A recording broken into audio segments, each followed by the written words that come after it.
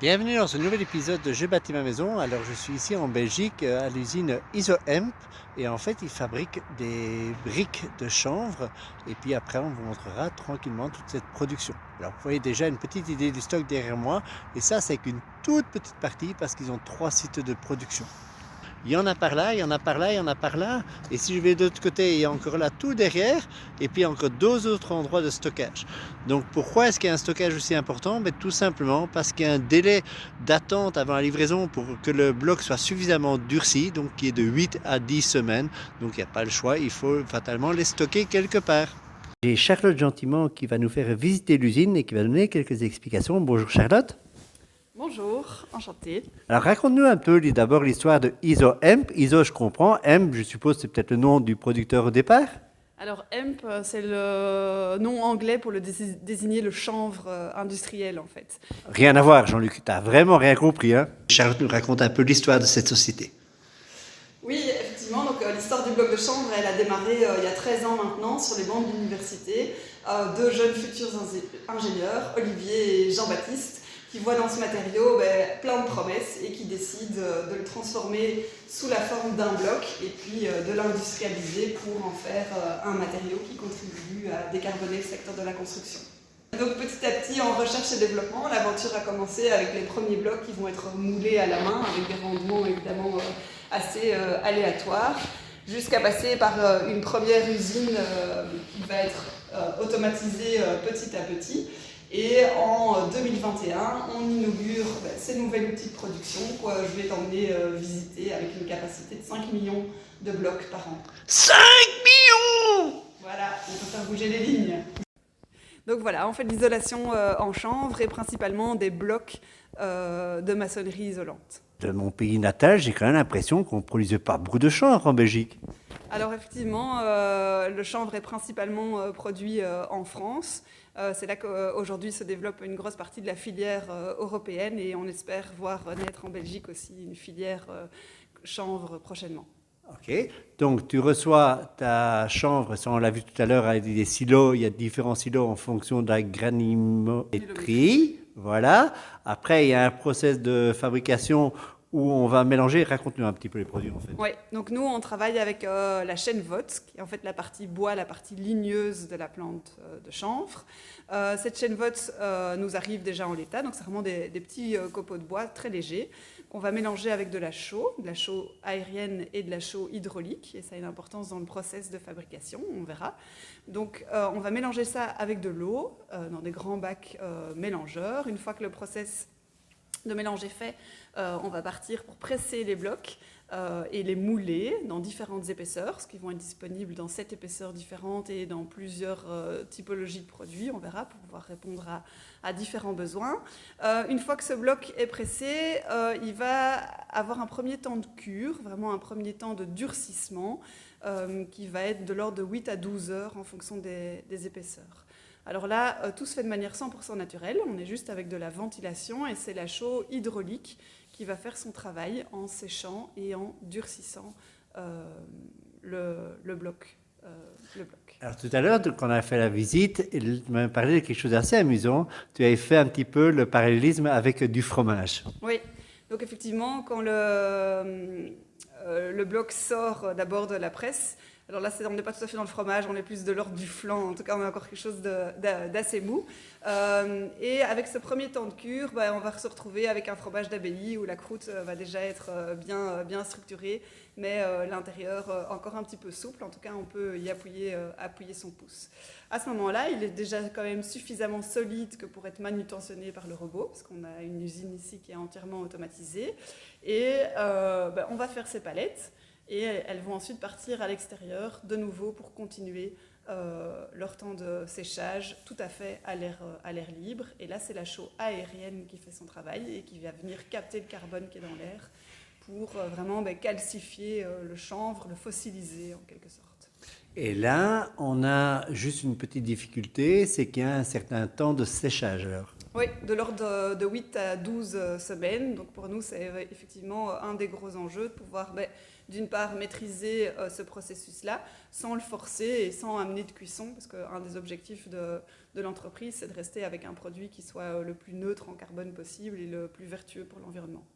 Alors maintenant, on va parler un tout petit peu de l'exécution. On a vu que vous avez une salle aussi de démonstration où des gens s'immiscent à ce nouveau métier, parce qu'on va l'appeler comme ça. Et là, je suppose que pour les maçons, c'est très compliqué. Il va falloir travailler avec des choses très sophistiquées, ou c'est une simple colle qui peut faire l'affaire? Non, pas du tout. On revient vraiment à ce qu'ils ont l'habitude de faire ou d'avoir fait par le passé. On a juste changé le bloc qu'ils avaient entre les mains avec un bloc de chanvre. Mais pour le reste, ils ont une colle naturelle qu'on a développée pour le produit, un mortier-colle. Et c'est une pose qui se fait en joint mince à l'aide d'une truelle adaptée. Et donc on leur apprend ici facilement les gestes basiques et les gestes simples de manière à ce qu'ils soient rassurés et prêts à partir sur leur chantier. Alors moi, je me suis amusé un petit peu quand j'étais jeune à faire un tout petit peu de bloc maçonné et on s'amuse à faire des beaux joints et tout ça. On fait pareil ici aussi ou pas? Non, effectivement, c'est des habitudes qu'on essaye de gommer et de perdre. On est vraiment dans une logique de maçonnerie en joint mince parce qu'on est dans quelque chose qui est isolant et donc il faut éviter d'avoir de la matière sèche, dure, qui puisse nous amener en fait, des ponts thermiques et voire même à terme des risques de joints fantômes. Donc le joint fantôme, ce serait, une fois que l'enduit a été fait sur la maçonnerie en bloc de chanvre, de voir réapparaître ce joint au travers de l'enduit. Alors, tu m'as parlé aussi tout à l'heure de quelque chose que j'aime bien. Tu avais parlé de structure portante et autoportante, c'était bien ça? Oui. Donc le bloc de chanvre, il est autoportant mais pas porteur. Donc ça veut dire qu'il résiste à son propre poids. Donc on peut l'amener dans ce qu'on appelle des contre-cloisons isolantes, dans des cloisons aussi séparatives dans un logement. Mais par contre, en nouvelle construction, on a besoin vraiment d'un squelette, d'une structure portante pour le bâtiment. Et là, il y a plusieurs choix qui s'offrent à nous.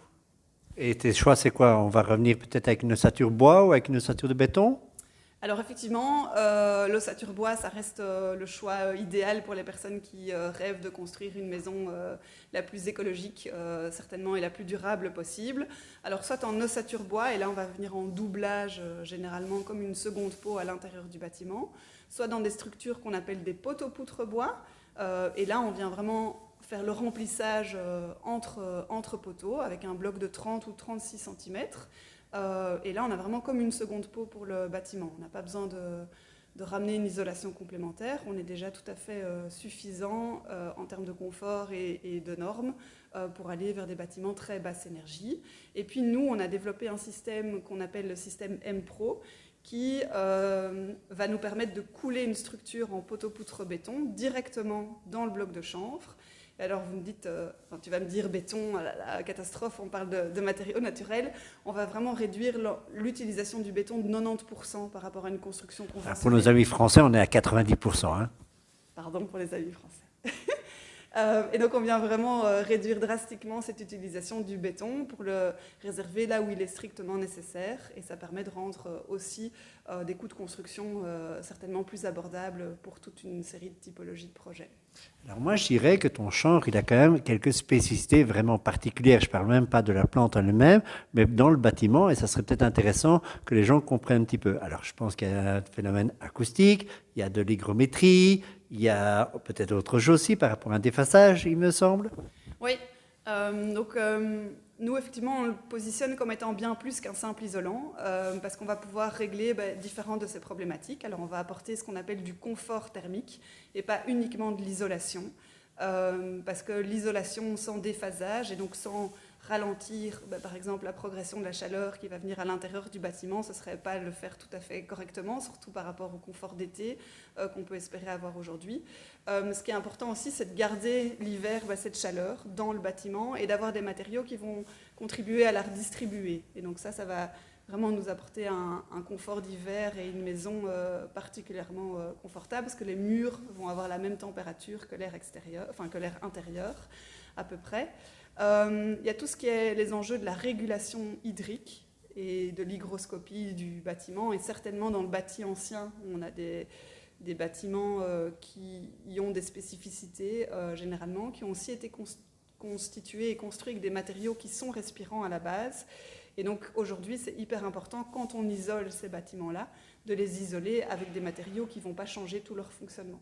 Sinon, on va, en gros, si on caricature, les enfermer dans un sac plastique et toute une série de désordres vont apparaître, des moisissures et des vrais risques pour la structure des bâtiments.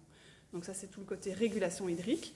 Et la régulation hydrique aussi, elle vient nous aider à gagner du confort dans notre bâtiment, parce que chauffer un air humide, c'est hyper compliqué. Donc de nouveau, si l'humidité est bien régulée, eh ben, on va avoir des efforts de chauffage qui vont être bien moindres. Alors, on va prendre maintenant les destructeurs du produit, évidemment. On va rappeler l'histoire des 3 petits cochons, probablement. Qu'évidemment, on va tirer tous les nuisibles, que c'est bon pour les incendies. Effectivement, mais donc le chanvre, il était utilisé sur les bateaux. Pourquoi ? Parce qu'en fait, les cordes étaient suffisamment résistantes pour que les rongeurs ne s'y attaquent pas. Hormis même ça, on travaille ici avec un mélange de chanvre et de chaux, et donc la chaux le rend tout à fait inapte et pas du tout désiré pour les rongeurs. Et c'est cette chaux également qui va nous conférer cette résistance au feu. Le bloc de chanvre en 30 ou 36 cm d'épaisseur, c'est 240 minutes de résistance au feu. Donc il n'y a pas de flamme, il n'y a pas de fumée toxique et il y a largement de temps pour les pompiers de pouvoir intervenir. Homogène et facile à enduire. Donc ça me paraît logique que si on travaille avec un matériau naturel, la couche idéale, ce serait peut-être une couche d'argile. Oui, alors là, une grosse majorité de nos clients et des habitants, effectivement, se tournent vers l'argile, vers des enduits de chaux aussi. Et puis après, si on reste avec une finition blanche et avec un souhait d'une finition blanche et prête à peindre, il y a toute une série de plâtres naturels, d'enduits chaux-sable et autres qui sont disponibles sur le marché. Donc au jour d'aujourd'hui, si on faisait une conclusion, la majorité de votre production, elle est plutôt destinée à l'isolation intérieure, mais dans le futur, tu vois que la croissance serait plutôt vers les constructions nouvelles. Aujourd'hui, on a plus ou moins 80% de nos ventes qui sont vraiment sur la rénovation par l'intérieur, avec des gros enjeux, notamment dans la rénovation du bâti, 20% qui sont sur des nouvelles constructions. À terme, la nouvelle construction devrait quand même augmenter, parce qu'on arrive avec des systèmes aujourd'hui qui sont de plus en plus performants et qui nous amènent aussi dans des chantiers avec plus d'ampleur, dans des bâtiments publics et autres qui inévitablement ont plus de mètres carrés.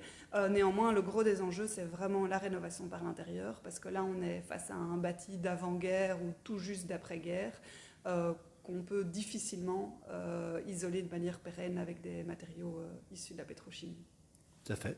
Je dirais simplement en mode de conclusion, tu veux nous dire quelque chose en plus ? Non, moi j'espère en tout cas que cette transition va pouvoir s'accélérer, parce que les enjeux ne sont pas tellement aujourd'hui d'isoler nos bâtiments, mais c'est de voir vraiment avec quels matériaux est-ce qu'on les isole pour que les générations futures aient une vraie plus-value à tout le travail qu'on est en train de mettre en place maintenant.